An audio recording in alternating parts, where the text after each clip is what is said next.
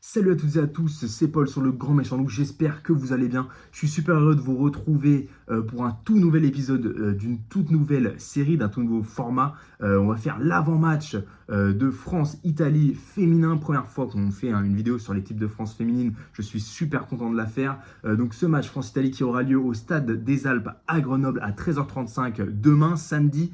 Donc voilà, on va voir un petit peu ce que ça donne cette équipe. On a beaucoup de choses à voir dans cette vidéo, sachant qu'on a une équipe de France qui a changé de staff suite à une défaite décevante en Coupe du Monde encore une fois. Beaucoup de nouvelles joueuses, on va voir tout ça dans cette vidéo. Mais avant toute chose, n'hésitez pas à vous abonner, on va passer le tournoi ensemble, ça va être top. N'hésitez pas à commenter votre avis en commentaire, voir si vous connaissez un peu des cracks, des trucs que j'aurais manqué. C'est avec grand plaisir. N'hésitez pas à liker la vidéo, à vous abonner comme je le disais tout à l'heure. Ça fait beaucoup monter l'algorithme, ça nous aide beaucoup, nous les créateurs de contenu. Donc voilà, on va faire un plan en 3 parties pour cette vidéo. C'est un peu ma nouvelle formule, on va dire. Donc en partie 1, on fera un nouveau départ pour l'équipe de France. En partie 2, une compo toute neuve. Et après, en partie 3, on essaiera de voir quand même un peu cette équipe italienne qui peut nous poser quand même des petits soucis, on va dire. Et on va tout de suite commencer du coup avec un nouveau départ pour l'équipe de France.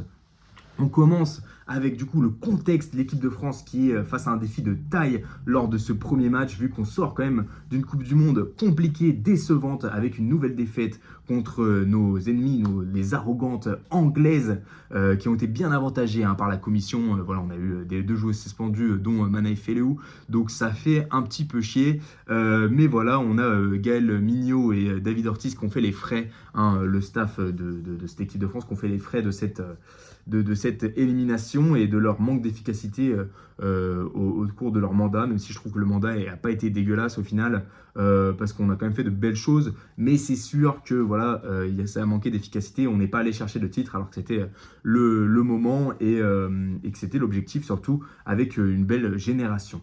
Donc voilà, nouveau staff avec François Ratier, ils ont pris clairement le boss, celui qui est 2 fois champion de France avec les Lions de Bordeaux, donc il a managé voilà, le meilleur club de France pendant ces 3 dernières années, donc ça semble clairement être l'élu, j'ai envie de dire. Il a fait 10 ans lors de sa carrière au SC Angoulême, sa carrière de joueur bien évidemment, et on a aussi un truc assez chouette, c'est qu'il a été sélectionneur de l'équipe du Canada féminin, où il a été finaliste de la Coupe du Monde 2014 avec elle, donc on a surtout un crack au niveau des internationales et ça fait plaisir. On se demande même pourquoi on ne l'a pas pris plus tôt. Mais bon, c'est comme ça et on a beaucoup d'espoir placé en lui.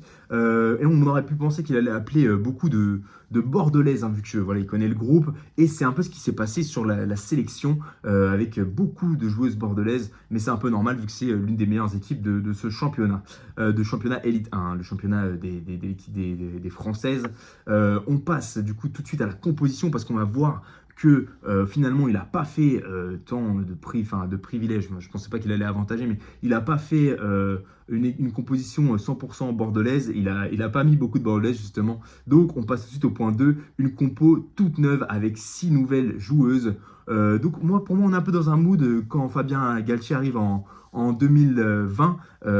Donc au début on a beaucoup d'espoir et on a un peu le même cas de figure, c'est-à-dire conserver les éléments forts, les découvertes de ces dernières années et privilégier après l'accès aux jeunes, faire un peu de jeunisme comme on dit. Donc on va tout de suite détailler la composition avec en première ligne Ambre Mayembe, Mathilde Lazarco et Assia Kalfaoui, donc les 2 pilières, Ambre Mayembe et Assia Kalfaoui, on les connaît déjà. Elles n'avaient pas forcément énormément de temps de jeu, elles étaient souvent remplaçantes, donc ça va faire plaisir de les voir à l'action. On sait que c'est 2 beaux physiques, 2 beaux gabarits qui vont nous permettre de gagner du terrain et j'espère qu'on va dominer en mêlée. Et au milieu d'elle, on a Mathilde Lazarco qui fait sa première sélection au poste de talonneuse qui est 1999. Donc il y a de la jeunesse et ça fait vraiment plaisir.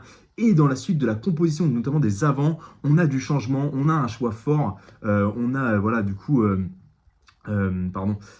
François Ratier qui a décidé de faire un choix fort de décaler la capitaine de l'équipe de France, Mana Feleou, au poste de 3e ligne L. Et on a du coup Tiara Zago et Madoussou Fall en 2e ligne. De la taille, de la puissance, du poids, encore une fois pour renforcer la mêlée. Et du coup, sur la troisième ligne, on a Charlotte Escudero qui fait les frais de ce recul de la capitaine qui va donc occuper le poste de troisième ligne aile. Il y aura sur l'autre aile de la troisième ligne Axel Berthoumieux qu'on connaît. Et troisième ligne centre, on aura Léa Champon qu'on connaît aussi, qui est une 2003. Donc énormément de jeunesse dans ce paquet d'avant, mais beaucoup de puissance. C'est très très bon pour ce paquet d'avant. On a hâte de le voir à l'œuvre. La charnière, on la connaît. Pauline Bourdon-Sansus, on ne la présente plus. Carla Rabès, pareil, on est habitué à la voir à ce poste. Donc là, pour le coup, pas de changement sur la charnière, mais c'était une charnière qui fonctionnait plutôt bien.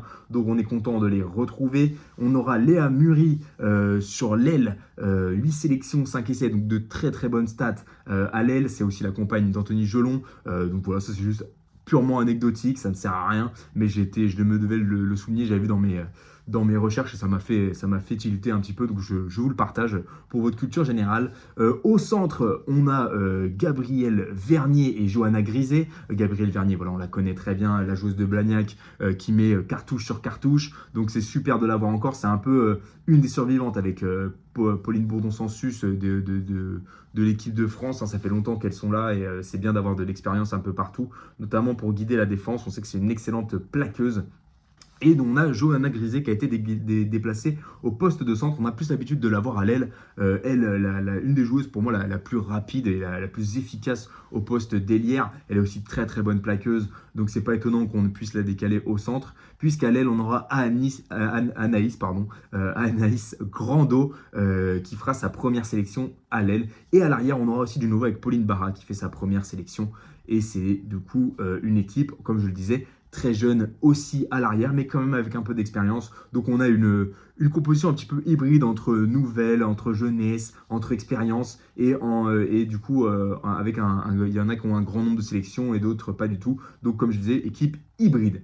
Sur le banc, on aura Rifono, Brosso, Bernadou, Correa et Soqueta qui font toutes les deux leur première sélection. Charlotte Escudero, on en a parlé tout à l'heure. Chambon, qu'on connaît également. Et on aura Rousset qui fait sa première sélection aussi. Du coup, voilà, c'est une compo pour moi qui est de bonne augure. Donc, vraiment hâte de les voir évoluer dans ce match. Ce match qui sera peut-être pas le plus compliqué, hein, mais le but, ça va être de se mettre dans de bonnes conditions pour s'offrir une finale à Bordeaux. Je vais le dire beaucoup de fois dans ce tournoi. Et on va tout de suite passer à l'équipe des Italiennes en point 3. Des Italiennes que j'ai mis problématiques parce qu'elles peuvent nous poser des problèmes. Des Italiennes, du coup, pas toujours faciles à jouer. Hein. On a souvent gagné, même on a tout le temps gagné quasiment. J'ai regardé les derniers résultats. On leur a mis une branlée dernièrement en Coupe du Monde, mais ça ne veut pas dire que ça va être facile. C'est des équipes, les équipes italiennes qui sont accrocheuses, revanchardes. Ils commencent à prendre un vrai niveau dans le rugby. Et on a aussi pas mal de joueuses qui jouent en élite 1. Donc on a l'habitude de jouer nos joueuses. On a 3 joueuses du Loup, par exemple. Voilà, vous voyez le Loup. Donc j'ai pris cet exemple-là. On a Vittoria Zanetti, gros gabarit aussi, beau gabarit, en première ligne qui sera remplaçante. Et on aura Ranuccini Titou en troisième ligne. Aura Muso aussi à l'aile. Donc voilà, on aura pas mal d'expérience aussi au niveau italien.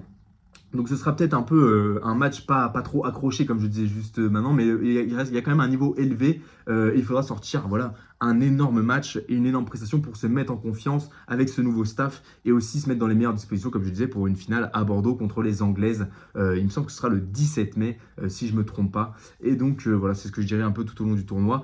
En attendant, n'hésitez pas à commenter votre pronostic, à me dire aussi si j'ai raté des choses dans mon analyse. Et voilà, ce sera un plaisir d'échanger avec vous et de vous répondre. En attendant, je vous souhaite un bon week-end et un bon match. On se retrouve pour le débrief.